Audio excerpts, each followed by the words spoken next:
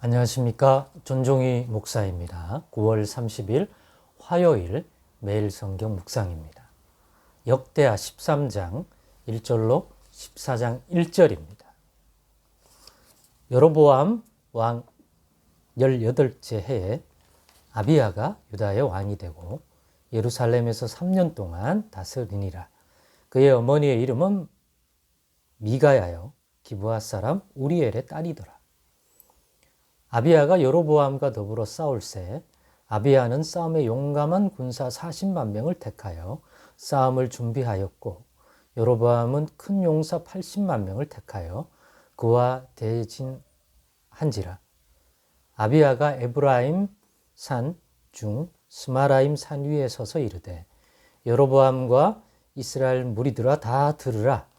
이스라엘 하나님 여호와께서 소금 언약으로 이스라엘 나라를 영원히 다윗과 그의 자손에게 주신 것을 너희가 알 것 아니냐.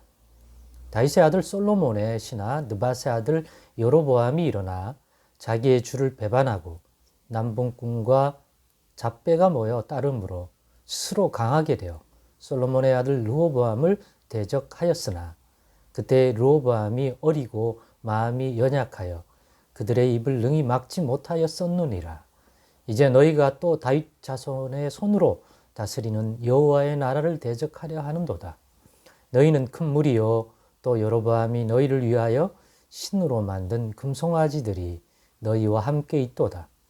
너희가 아론 자손인 여호와의 제사장들과 레위 사람들을 쫓아내고 이방 백성들의 풍속을 따라 제사장을 삼지 아니하였느냐. 누구를 막론하고 어린 수송아지 한 마리와 수장 7마리를 끌고 와서 장립을 받고자 하는 자마다 허무한 신들의 제사장이 될 수 있도다. 우리에게는 여호와께서 우리 하나님이 되시니 우리가 그를 배반하지 아니하였고 여호와를 섬기는 제사장들이 있으니 아론의 자손이요 또 레위 사람들이 수종들어 매일 아침 저녁으로 여호와 앞 번제를 드리며 분향하며 또 깨끗한 상에 진설병을 넣고 또 그 금 등잔대가 있어 그 등에 저녁마다 불을 켜나니 우리는 우리 하나님 여호와의 계명을 지키나 너희는 그를 배반하였느니라. 하나님이 우리와 함께 하사 우리의 머리가 되시고 그의 제사장들도 우리와 함께하여 전쟁의 나팔을 불어 너희를 공격하느니라. 이스라엘 자손들아 너희 조상들의 하나님 여호와와 싸우지 말라. 너희가 형통하지 못하리라. 여로보암이 유다의 뒤를 둘러 복병하였으므로 그 앞에는 이스라엘 사람들이 있고 그 뒤에는 복병이 있는지라. 유다 사람의 뒤를 돌아보고 자기 앞뒤에 적병으로 말미암아 여호와께 부르짖고 제사장들은 나팔을 부니라. 유다 사람이 소리 지르매 유다 사람이 소리 지를 때에 하나님이 여로보암과 온 이스라엘을 아비야와 유다 앞에서 치시니 이스라엘 자손이 유다 앞에서 도망하는지라. 하나님이 그들의 손에 넘기셨으므로 아비야와 그의 백성이 크게 무찌르니 이스라엘이 택한 병사들이 죽임을 당하고 엎드러진 자들이 50만 명이었더라. 그때 이스라엘 자손이 항복하고 유다 자손이 이겼으니 이는 그들이 그들의 조상들의 하나님 여호와를 의지하였음이라. 아비야가 여로보암을 쫓아가서 그의 성읍들을 빼앗았으니 곧 베델과 그 동네들과 여사나와 그 동네들과 에브론과 그 동네들이라. 아비야 때에 여로보암이 다시 강성하지 못하고 여호와의 치심을 입어 죽었고 아비야는 점점 강성하며 아내 14을 거느려 아들 22과 딸 16을 낳았더라. 아비야의 남은 사적과 그의 행위와 그의 말은 선지자 이도의 주석책에 기록되리라. 아비야가 그의 조상들과 함께 누움에 다윗성에 장사되고 그의 아들 아사가 대신하여 왕이 되니 그의 시대에 그의 땅이 10년 동안 평안하니라. 아멘. 네, 오늘은 본문의 말씀을 가지고 하나님 여호와를 의지하였습니다 라는 제목으로 묵상 나눔을 갖겠습니다. 솔로몬 왕에 이어 그의 아들 르호보암이 온 이스라엘을 물려받았습니다마는 우리가 앞에서 살폈듯이 결국에는 백성들의 요구가 있었는데 자기들이 감당한 노역과 감당해야 할 짐이 너무 많으니 솔로몬의 아들 르호보암 때는 좀 감해달라고 했지만 젊은 신하와 또 솔로몬 때의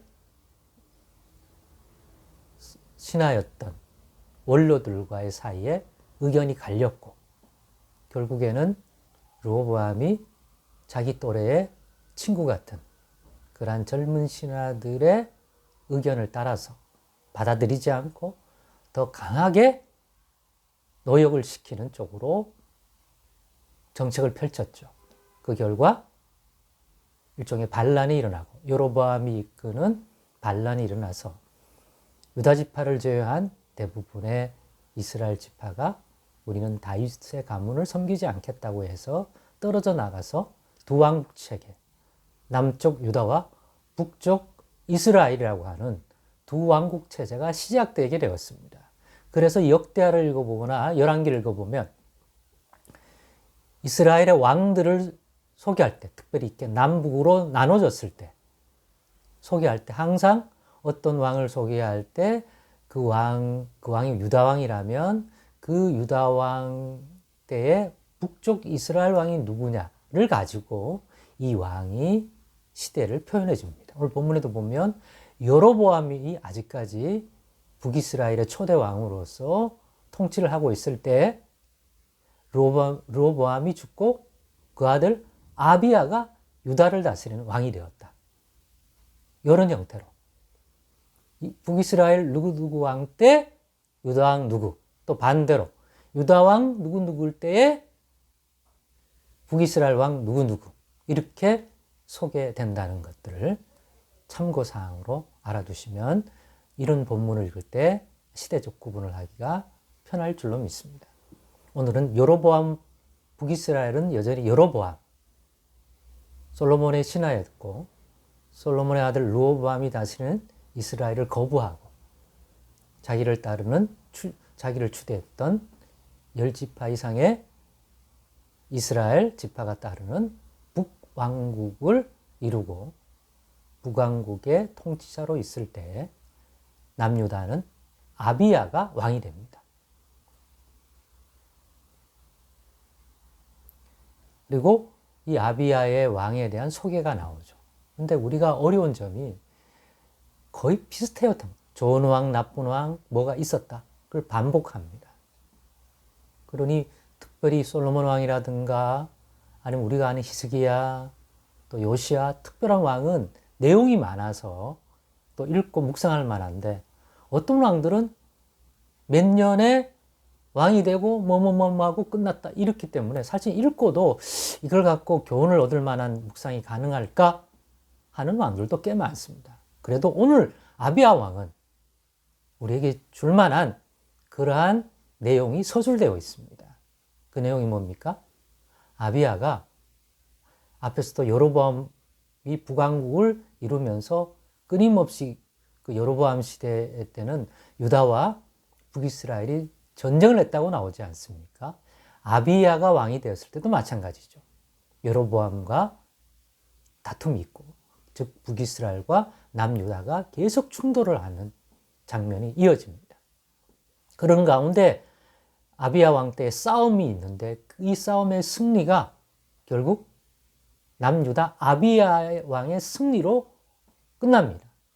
근데 그 승리의 이유를 본문 18절에 보면 그때 이스라엘 자손이 항복하고 유다 자손이 이겼으니 이는 그들이 그들의 조상들의 하나님 여호와를 의지하였습니다. 구도로 보면 여로보암이 이끄는 북이스라엘 군대가 유리해요. 왜냐하면 매복이 성공해서 앞뒤로 지금 북이스라엘 군대가 있고 그 사이에 아비야가 이끄는 유다 군대가 중간에 샌드위치 되어 있기 때문에 그런데 여호와께 부르짖었더니 오히려 구도는 나빴지만 하나님이 유다와 함께해서 결국은 북이스라엘 군대를 무찌르게 되는 장면입니다. 들으신 거죠. 그러면 우리는 이렇게 질문해 봅니다. 여호와 하나님께 부르짖기만 하면, 여호와를 의지하기만 하면 승리를 거두느냐? 그걸 기계적으로 받아들일 수 있냐? 아니에요. 어떨 때는 여호와께 부르짖었는데 하나님이 들으시지 않는다는 이러한 내용도 우리는 역대하를 보면서 이스라엘의 왕들을 보면서 듣게 돼요. 어떨 때는 듣고 어떨 때는 안 듣고, 똑같이 부르짖었지만 또 어떨 때는 훨씬 강했는데도 지고. 그런데 오늘 본문을 보면 특별히 아비야가 싸움에 나가서 북이스라엘을 향하여 던진 메시지가 오늘 나오지 않습니까?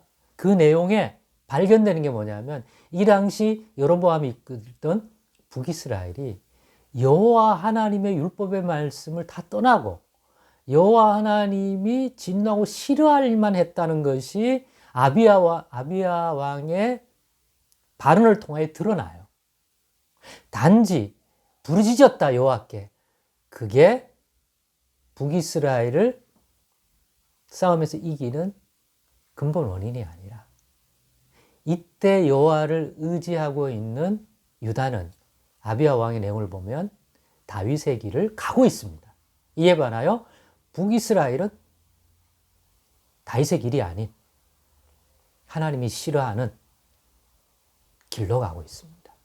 즉 하나님이 진노를 사고 있는 와중에 이런 전쟁이 있었고, 그 와중에 여호와 하나님을 의지하고 있는 남유다가 어려운 처지에 싸움의 구도에 있으니까 그 부르짖음을 듣고 결국에는 승리하게 된 것입니다. 그냥 기계적으로 부르짖으면 승리하는 것이 아니라 삶의 내용이 그때 하나님 앞에 어떤 모습의 삶을 사느냐가 더 본질이다.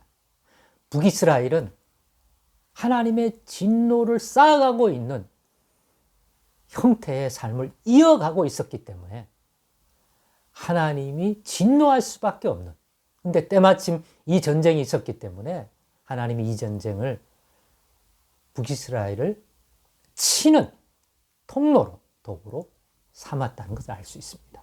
그러니까 승리하고 복을 받으려면 겉으로의 다 일시적인 그러한 하나님 도와주세요 행위만 할 게 아니라 그 삶의 내용에서도 하나님이 그걸 들을 만한, 긍휼히 여겨주실 만한 모습이 가졌을 때가 최선이고, 반대로 상대가 하나님의 손길 아래 심판을 받게 되는 것도 우리가 부르짖어서라고 하는 내용만을 파가지 말고 이때 그들의 모습이 여호와 하나님의 진노를 사는 죄악된 모습을 살아오고 있기 때문에 그와 같은 심판이 내리는 건데, 그게 지금의 자신들의 싸움과의 과정을 통해서 이루어지는 것이라는 거죠. 제일 중요한 건 뭡니까? 복을 받고 승리하고 하나님의 은혜를 입는 것은 지금 하나님 앞에 우리가 어떤 모습, 어떤 중심과 어떤 방향으로 살아가는지가 또 본질이다 하는 것, 곧 깨달을 수 있기를 바랍니다. 기도하겠습니다.